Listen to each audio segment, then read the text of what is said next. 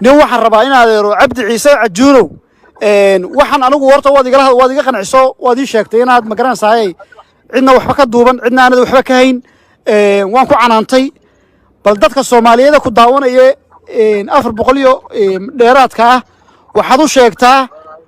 gabadhan habeen dhowtara maraan ka hadlay barnaamijkaaga waxaad igu tiri gabadhan isma qabnay maxaad u tiri way isqabaan Soomaa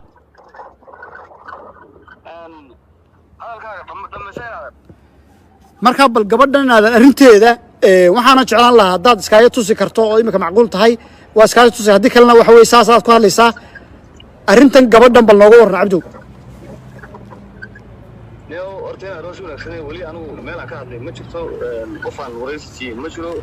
inta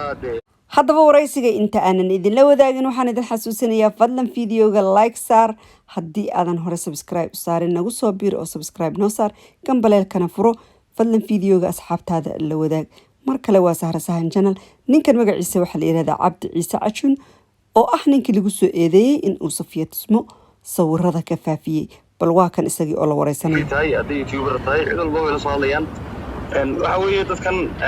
Soomaaliduna waxaan loo daran bay badan ka shaqeysaa sax sidii u jiraan iyo xaqiiqadana Ilaahay baa ugu garatay Ilaahay baa warunta sax aad aniga inta way goor la sheeyaa qof ceeb yaay midna iga mudan maaha bal wixii jirana way soo baxayaan oo waxba ma qarsoomaan ma garanaysaa waa gartay markaan adeer ummadda Soomaaliyeed waxa uu sheegayaa maadaama qofkii wareeyay telefoon qabtaa tahay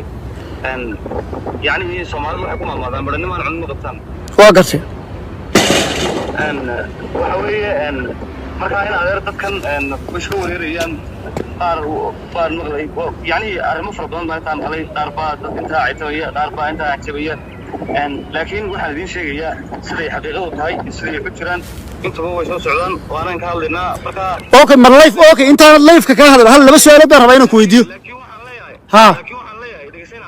ها لكن waxaan leeyahay dadkan inta isku naqanaa way yartahay inta iyada taqaanana way yartahay marka ummadii Soomaaliyeedna iyo in qof kasta waxaan shaqadiisii ahayn buu hayaa صح marka waxaan ummaddu sheegayaa in wixii xaqiiqa ah iyaga soo baxaya صح in mar raba hadda inaan ka hordaco halkan inaan ka hadlo mar rabo marka niyo qof walba shaqadii uu leeyahay iska qabsado ورجع ما عكروا بس ما وصل عليه يعني هلا شو إن شاء الله وهي حقيقة يجا سكيني وسوى نكسن مركب واحد هو الله هاي horta mar rabo su'aalo badan aan ku weydiiyo waayo anigu arinta waan ka dhareegsanahay inaad nin aan dambi lahayn wax dambi aanad samayn laakiin hal arin baa runtii dadku is weydiinayaan arinta Masar markii aad joogtay ma cid baad iga ku soo kaxaysay ma cid baa ma garanaysaa maxaad Masar u joogtay oo ma garanaysaa arintaas aan rabaa inaad bal wax yar dadku waftiismo waxay leeyihiin Masar qof baa geeyay lacag baa lagu bixiyay la siiyay qarash baa la siinayay arinta maxaad kaga jawaabaysaa arintaas niyo حاجة ما نقول إنه كل هذا بيسمى وترى هذا الشيء واحد كوسو وربيه هدي الفانتي أو أما يعني تذكر الصومالية أنا قاعد أوني حتى يفهمين إن أنا أعرف كنا يحد غدي سوا ومتصل صعوبة وأنا متيارسن وأنا متدل سارن مركا هذا مرة هو إن الله يفعل واسورس إن شاء الله واحد الغرني مش أنا هدي لا واتشوف لسان سوي يعني أنت ولا شيء أنا ما يعني فريس كان يوعمر رجيم هذا ورنيو أنت نوعنا ولا شيء سفيو سماع استنا نجس كده لكن الله يا مدة الصومالية ورنيو يحد شراء يعيد واحد سمسين هو صباحيا وريش يقطع هني يعيد كلامنا وين سيننا لكن حد مرة وين مركا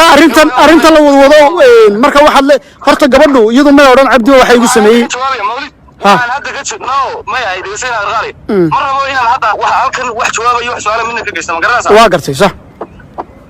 لكن waxaa wixii xaqiiqa iyaga iska imanayeen hal suuq qofkii ay tamayaan isaga qosaysa kiida maanayaan isaga qosaysa laakiin wixii xaqiiqa ay iyaga iska imanaya hal suuq dadku qaar baa xitaa maqlay uu baxsaday ninka Itoobiya tagay oo haystaba falkan dartiin anigu meel kale u qabtay marka waxaan leeyahay in adeer yani maro niman culin ma qabtaan baadalku iga dhan yahay kan iyo waxaan ka ogahay waxa ka jirana oo soo socday yaan laga degdegin وما صنتي أدنى كسرنا عبد العيسى عجون وما صنتي تنكين هذا وما صنتي إن شاء الله عاون سوى هالدون إن شاء الله وي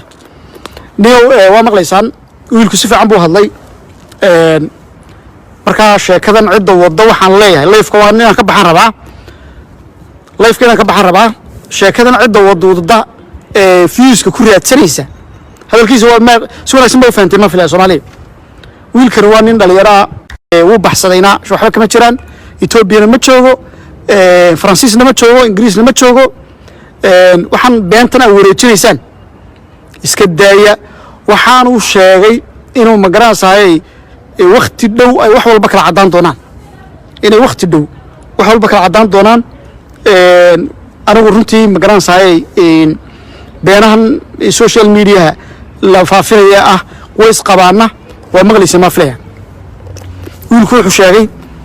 inaanta walaaltinimo iyo wanaag ayaa naga dhaxay haddaba waxaan filayaa in aad wada dhagaysateen wada hadalkaasi dhex maray Cabdi Ciise Cajuun oo ninka lagu soo eedeeyay in uu Safiya Tusmo sawirada ka faafiyay iyo ninkaasi wareysanayay bal haddaba waxa moodaa ninkan wareysanayay wariye ma ahayn laakiin wada hadal dad saaxiiba laga yaabaa inay ahaayeen oo afka u gelinayay in uu ninkani isagu wax dambi aanu lahayn waxaan uusan shaqo ku lahayn horta run ahaantii qofku haddii uusan dambi gelin wax uu u dhuundhuunto ama uu isu qariyo ayaanba jirinba haddaad yacni innocent tahay qof aan dambi lahayn run ahaantii waxaad la baqdo ama la cabsato meesha ma yaalaan xaqu uu soo baxayaa mar uu soo baxaba marka ninkan oran doona mar baan soo dhigi doonaa mar baan saan soo yeeli doonaa run ahaantii sida uu sheegay isaguba war jiraaba cakaaro ayuu imaanayaa balse waqti dheer kuguma qaadateen ilaa intaas muddo week hadda hal asbuuca kuguma qaadateen in aad runta soo bandhigto banaankaad mar hore iskeeni lahayd waxaad oran lahayd anigu ceebka saliin ayaan ahay yaa haddii kale waxa weeye muddo ayay qaadatay waa lagu raadinayay booliska isu dhiibi lahayd boolis baa ku raadinaya lagu yiri booliska isu dhiibi lahayd waa kan aniga maxaa la iga raadinaya qofna dambi la-aan laguma qabto loomana soo xiro allahu aclam wax aad gashayba kuma oranayno annagu dambi ayuu galay maxaa yeelay qofka marka la dhaho eedeysane waxaasaa lagu soo eedeeyey ee dambiile lama oran dambigana waxaa lagu eedeyn karaa qofku markii caddayn loo helo balse mar hore ayaad banaanka iskeeni lahayd iska dhaqi lahaydna oran lahayd aniga waxaa la igu haysto khalad ayaa la igu haystaa okay videogeeni maanta intaasi ayuu ku dhan yahay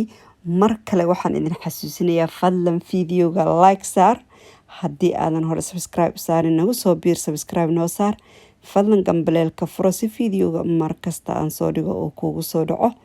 mar kale waa Sahra Sahan Channel waxaan idin xasuusinayaa fadlan videoga share dheh oo asxaabtaada la wadaag